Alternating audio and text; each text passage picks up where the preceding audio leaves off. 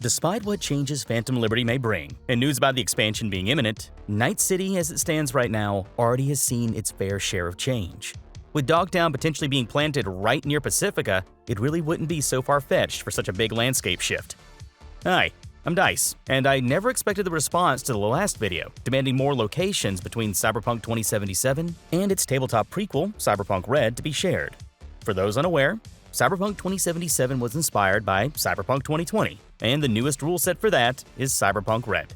Cyberpunk Red takes place in 2045, while Cyberpunk 2077 takes place in 2077, if you couldn't tell. I wanted to get that out of the way real quick, just like in the last video too. So, like in the previous video, which featured some locations that links the timeline together, that is going to be more of this video's focus. There will be some very obvious ones, and some that can be complete coincidences but strangely fit.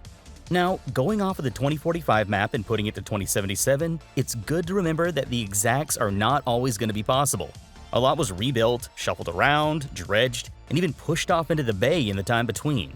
But to make sure you all have the general locations down, I'm going to be providing 2 maps for each spot, one in 2045 and the other directly from 2077 each time I show one of these locations. Formalities though are now out of the way, and I'm going to take you to the most iconic landmark in Night City to start with. Arasaka Tower, destroyed with a nuke, and its destruction leading the way to the setting for Cyberpunk Red after 20 years. Now though, what you can find yourself in 2077 is the best link between the time of the Red and the City of Dreams. And that is right here, at the base of Arasaka Tower, the 2023 Arasaka Memorial.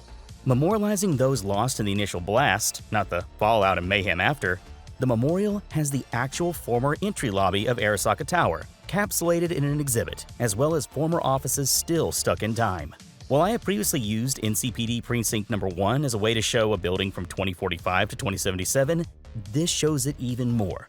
And to note, there is actually a secret here holding a dev Easter egg. Just thought I'd throw that in.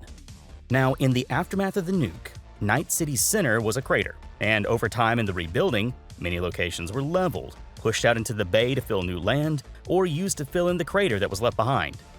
Want to know one of those locations? Well, we're over it right now. We are currently above what used to be the University District. Night City University was basically a fortress in the time of the Red, directly west of the crater of City Center. With the combat zone of South Night City directly adjacent to the south, the university was a casualty of the rebuilding that went on. Now, as you see, it's only shopping centers, and most of what was left of that was pushed off into the bay. In 2077, the district is just that, and leaving all that's left of the former university area just a memory and a marina, since the actual location was left out of 2077, except for a single image shown during a newsreel. But when it comes to all that debris that got moved around, where was it used? Other than the crater, another structure was built up out of the fill and the mess. And that's something everyone has looked at more than once, wishing they can get out to it. Originally just covered by garbage fill, Morro Rock and the Orbital Air Space Center came into its current state in the time of the Red. Dredge material was used to expand upon the original Morro Rock to form it into an artificial island, and the former fill and garbage that covered it was used to actually fill in the crater left by the nuke. Knowing that the spaceport wouldn't have existed without the nuke going off is an interesting thing to see. One couldn't exist without the other. A mass driver is even built directly into Morro Rock, and let's face it, if you've seen Edgerunners, you still stop to watch a launch. We all do.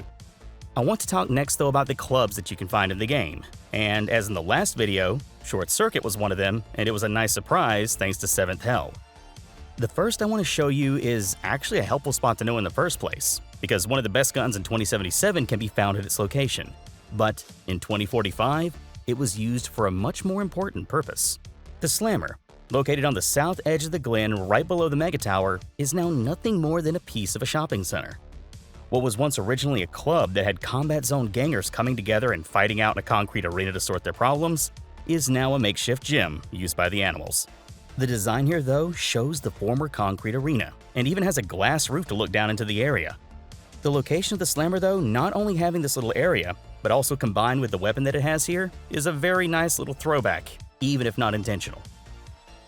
I'll finish up, though, with a spot that everybody knows, and where it used to be is going to be a bit of a surprise. Recognize this building? This is Totentanz, the Maelstrom's own anarchistic nightclub of noise, metal, and violence. While it's an easy location to find and visit in 2077, its old location in 2045 was somewhere much closer to the danger. Back in the time of the Red, Totentanz was actually located in the Hot Zone, the radioactive crater left over by the nuke. Right north of city center, if you go here now in 2077, you actually find something. You will find empathy.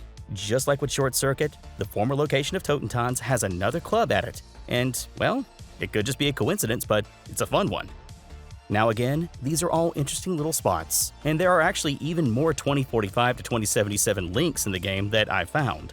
N54's offices, Biotechnica, WorldSat, Ziggurat HQ, the original Altacaldo camp, there are many other places to go through.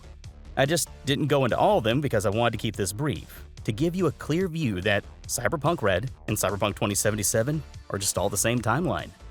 If you know about the universe from either the tabletop game, the video game, or even Cyberpunk Edgerunners the anime, it's just all one big shared experience. And as I said before in the last video, the Cyberpunk Edgerunners mission kit is about to go through its playtest at Gen Con 2023, and with that, it'll come all full circle. I still intend to be there, and I do intend to GM during the playtest if I can afford it.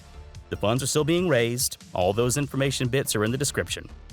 I was going to include an additional section here, showing how to use Cyberpunk 2077 for Cyberpunk Red on a GM and player level, but I've decided to split that apart into another video. If you do want to see this and see how you can use 2077 for maps and portraits in Cyberpunk Red, let me know anything you may want to see specifically in the comments, and I'll do what I can. That's all for me now though. I have to get the Reaping the Reaper review done. Say that 10 times fast. I hope you're all having a great weekend, and I hope you all find yourselves a good table. Take care.